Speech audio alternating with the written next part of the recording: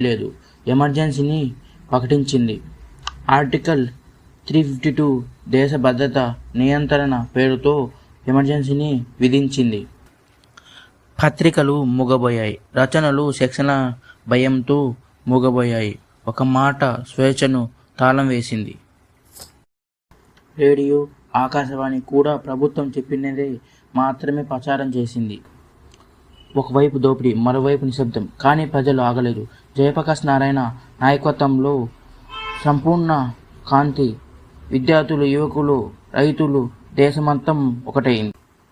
21 మార్చి 1971 emergency ముగిసింది.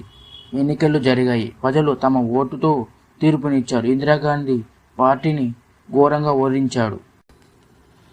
Janata party అధికారంలోకి వచ్చింది. మొదటిసారి కాంగ్రెస్ తప్ప ఎవరైనా భారతదేశాన్ని పాలించిన రోజు ప్రజలు తీర్పు ఇచ్చారు.